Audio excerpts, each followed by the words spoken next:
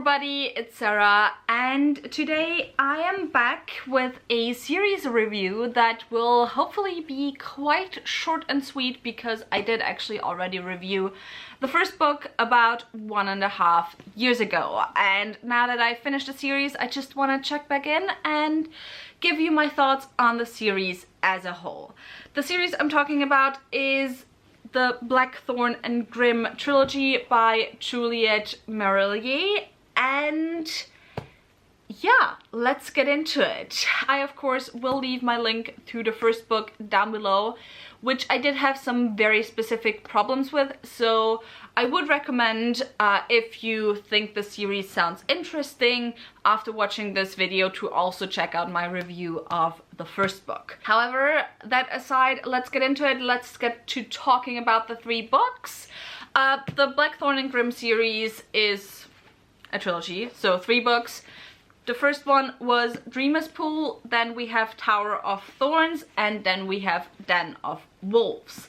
This trilogy follows the titular Blackthorn and Grimm, who are our 2 base POV characters in all 3 books, although each book then also follows on, I don't want to say a secondary POV character, or at least one other POV character, but there's always one POV character additionally who doesn't center like the overarching plot, but the very particular plot of this book. But first things first, even though Blackthorn and Grimm both are our titular characters, I would say the main protagonist is Blackthorn.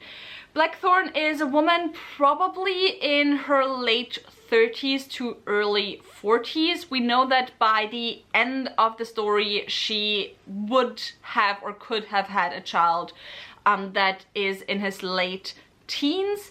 However, when we meet her at the start of the story, she is imprisoned and she is supposed to be killed the next day. So she's supposed, I think, hanged maybe, I don't know. She's supposed to be executed the next day.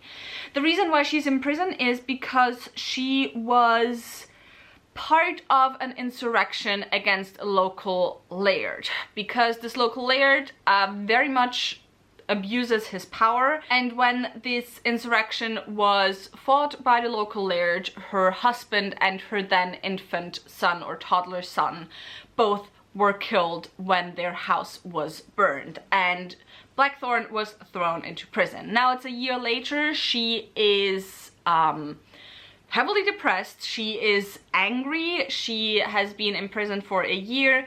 It is also hinted at in parts of it that she probably suffered sexual abuse or rape in prison, and she's at the end of it, but she still doesn't want to die. Now, the day before she's supposed to be executed, she gets called to kind of the office, and there she meets a Fey Lord, and this Fey Lord offers her a deal. He can make sure she doesn't get executed and she is set free, but in turn she has to move north to a very specific community, is not allowed to leave there for 7 years, and has to let go of revenge. And also she has to agree to help every person for those 7 years who comes to her for help. Blackthorn agrees, even though she doesn't want to, and hopes that she can get out of the deal, and so she is set free, and together with her kind of cell neighbor Grimm is also set free, who has taken a liking to Blackthorn over the past year. We don't really know why Grimm was imprisoned, but yeah, the 2 of them are set free and they set out north and they settle in this community, and then within each of the stories, the central aspect of the story is always Blackthorn helping a specific person, usually with a slightly supernatural problem, and kind of trying to figure out what is going on. And then obviously the overarching plot is whether or not Blackthorn will get to have revenge on this local laird who killed her husband and her son. So,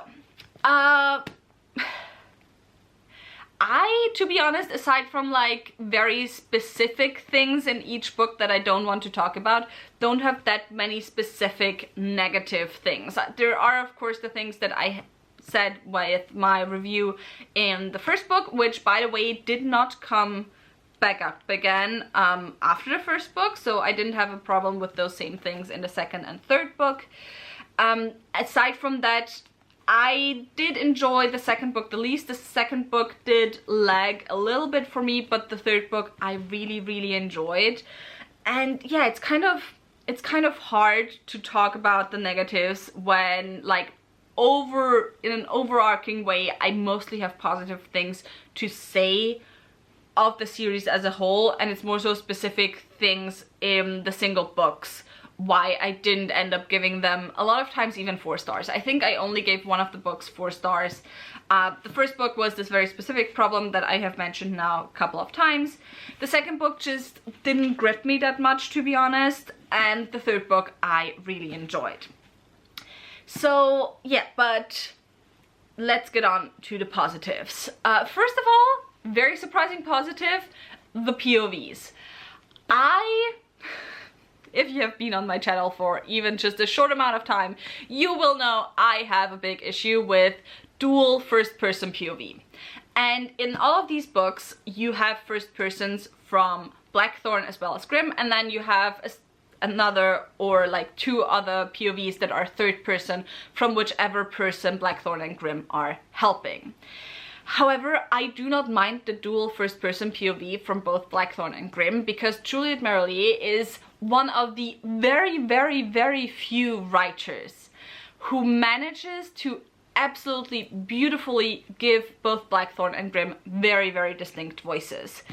And I mean, you have at the beginning of the chapter, you always have the title be whoever is the POV character, but I didn't even need to read those. I usually within the first 2 sentences knew which POV we were in. That's how well written it is. So yeah, absolutely stunning, masterful, I love it. The other thing I really enjoyed was the structure. Because the primary plots of each book aren't necessarily connected to each other, it is very easy to not have to binge the story, because like the plot points connected to like Blackthorn's revenge, while they are there, are usually pretty minor. It does get resolved, like the whole thing gets resolved by the end. I'm not gonna say how, but it gets resolved by the end. But because they're so minor, it really wasn't a problem for me to like leave months in between the books and not necessarily 100% remember the plot of the previous book, but I was still perfectly able to fully enjoy the secondary book. I didn't have to struggle how it is with a lot of high fantasy series, which I do enjoy, like, but a lot of high fantasy series, because there's so much to keep track of, are better to binge. With this one, absolutely no issue. I could just read the next book whenever I felt like it, basically, and I could leave as much time in between as I wanted. I think between the second and third book, did I read both of them this year? I think I read both of them this year. But between the first and the second book, I left a year and I could pick up like no problem. It was like not an issue. Absolutely loved that. But the best part of this book, and why I would recommend it, is the characters. First of all, Blackthorn.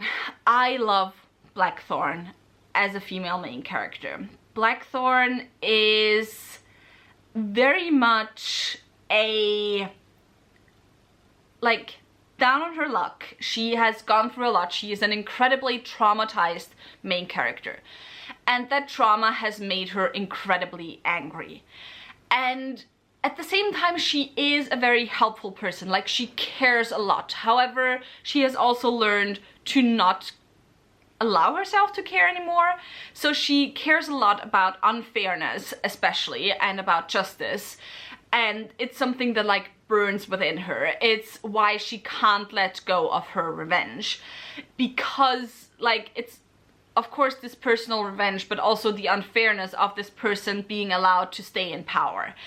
And so you have this female main character who is allowed to be angry and yet at the same time caring, and who does not, like, at the beginning of the story, she does not want Grimm with her. She wants to be alone. She does not want to have to help people. but she's still, like, she has to, but at the same time she's like, she never loses those rough edges completely when dealing with other people, and she gives a lot of kind of tough love type of comments to a lot of people. She's also a healer, like, she is a healer, that's what she has always been, so she does have these instincts to help people, obviously, as someone who has learned to treat ailments and stuff. And so I love Blackthorn. I love her so much. She is such a unique female main character. I don't think, like, there's specific tropes that you see a lot within fantasy, and I don't think she perfectly slots into any of those tropes, because we don't get to see a lot of angry main characters, especially angry main characters that are a little bit older. I mean, like, late 30s and 40s, early 40s is not old by any means, but, you know, older than your average fantasy protagonist, maybe. Especially female fantasy protagonist, because let's be honest, a lot of times when we get to see older protagonists, those protagonists are male. And then we have Grimm, who is also, he is very much the trope of the big overbearing man who is also very soft and who is also incredibly traumatized. Blackthorn and Grimm are two people who are incredibly traumatized. And if I tell you that this is a slow burn romance, this is, by the way, by no means a fantasy romance, but this is slow burn, because you have to have Blackthorn and Grimm, first of all, start allowing the other in, which, especially Blackthorn, takes the whole first book. Then start to trust each other, which takes the whole second book, and then let the trust grow into something more and allow that to grow, which is the third book. So there's not a lot of tension between them, there's not a lot of sexual tension between them, but there is like this very slowly growing bond between them, which might or might not be romantic, and it's just, it's so well done. And I love the ending, I love the conclusion in their relationship by the end. It's so beautifully done. I think they are one of my favorite couples out there. They are, like, it's not dynamic wise, I mean a little bit maybe dynamic wise, like the characters are not at all similar to each other, but it very much reminds me in a way, except the other one is way faster, of the bond that Jocelyn and Phaedra have in the Cushiel trilogy, Phaedra's trilogy. So yeah, anyway, I love them, and they really like kind of carry this series for me. The secondary characters are also fun in a lot of times, but there's not that many recurring secondary characters, to be honest, that then play major roles in the other books. Like, there's some characters from the first book that do reappear throughout the series, however, they don't really play that much of a role. And yeah, with all of that said, that's it already for this review. I definitely can recommend this, especially if you have already read other Juliet Marillier stuff. I just really enjoy her writing, and I'm definitely, like, there's another first book that I have of her already. I'm definitely gonna try and continue on with that soonish. And yeah, with all of that said, that was it for this review. If you have read this series, also tell me in the comments down below what were your thoughts on it. If you enjoyed this video, maybe think about giving me a thumbs up, and also maybe subscribing. All the links to my social media, as well as to my book club of Queens, Witches and Valkyries, where I read one adult fantasy book written by a woman or gender queer person per month, will be left linked down below, so go and check those out, and I hope I'll see you very soon. Bye!